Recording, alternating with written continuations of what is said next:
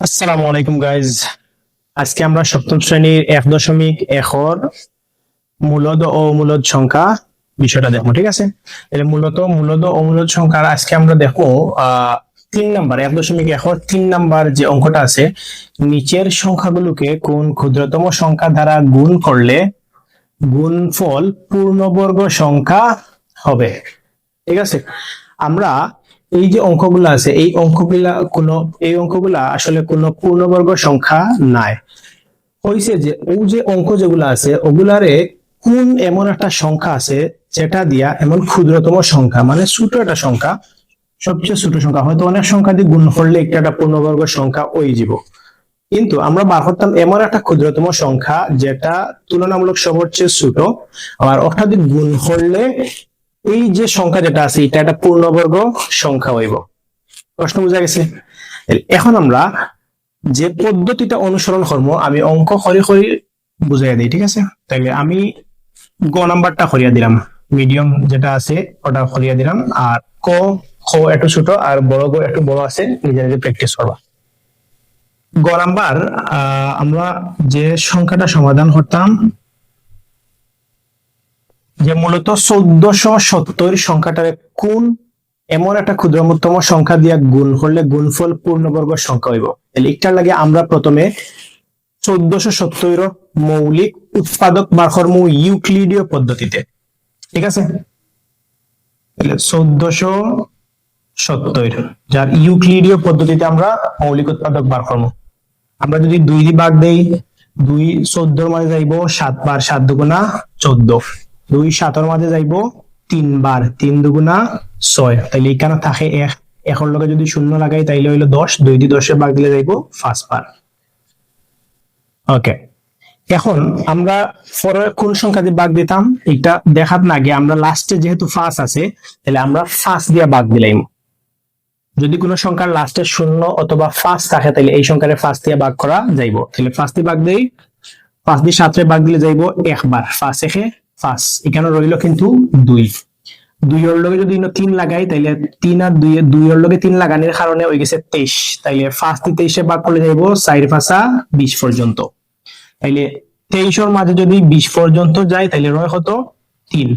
তাহলে 3 এর লগে যদি এই 5টা লাগাই তাইলে কত হইছে?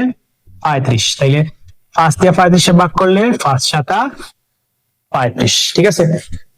এখন দেখো আবার 147 ভাগ করতাম, 147 কিতা দিয়ে ভাগ করতাম আমরা একটু হিসাবটা করি, 7 4 11 আর 1 12, তাইলে এখানে এই যে তিনটা সংখ্যা যোগ করে পাইছি 12, 12 সংখ্যারে কিতা কিতা দিয়ে ভাগ করা যায়? 1 2 3 4 6 12, ওইগুলা দিয়ে ভাগ করা যায়। তাইলে এখানে যেহেতু লাস্টে বিজোড় সংখ্যা, তার মানে অবশ্যই এগুলি কোন একটা বিজোড় সংখ্যা দিয়ে ভাগ করতে হইব। তাহলে বিজোড় সংখ্যা কয়টা আছে এখানে? একটা 3, তার মানে 3 দিয়ে আমরা কিতা করতে পারবো? এই যে 147 আছে ওটারে ভাগ করতে পারবো।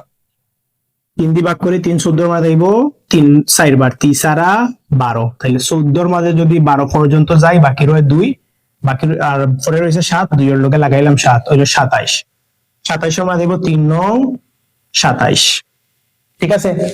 ওকে, এখন দেখো আমরা 49 আবার ভাগ করবো, 49 ভাগ করলে কত পাই? 7 দিয়ে ভাগ করা যাবে 49, 7 7 49, ঠিক আছে? এখন যে বিষয়টা আছে, আমরা এগুলা মৌলিক গুণনীয়ক পাইছি, কার মৌলিক গুণনীয়ক? 1470। তাহলে এখন ওই যে মৌলিক গুণনীয়ক যেগুলো আছে যদি আমরা ওগুলা লিখি, 2 গুণ 5 গুণ 3 গুণ 7 গুণ 7, ঠিক আছে? এরপরে আমরা কাজ হইল গিয়া ওখানে জোড়া মিলানি, এক সেম যে দুইটা সংখ্যা পাইমু ও দুইটার জোড়া মিলানি, তাইলে ও দুইটা সংখ্যার জোড়া মিলাইছি,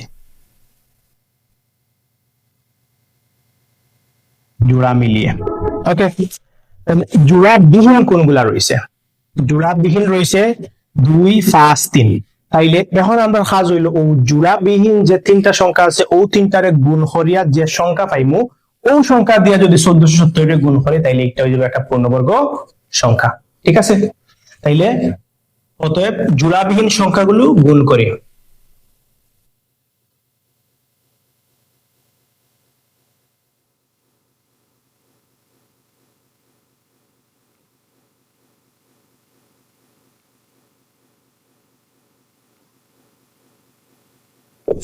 জোড়াবিহীন সংখ্যাগুলো গুণ করলে 2 গুণ 5 গুণ 3 সমান সমান কত হয়?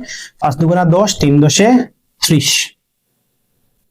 ঠিক আছে, তাইলে আমরা কইতে পারি ওই যে 30 সংখ্যাটা দিয়া যদি 1470 এর গুণ করি তাইলে এটা হয়ে যাবে একটা পূর্ণবর্গ সংখ্যা। ওখানে বাংলা লাস্টের লাইনটা লিখে 30 দ্বারা 1470 কে গুণ করলে পূর্ণবর্গ সংখ্যা পাওয়া যাবে।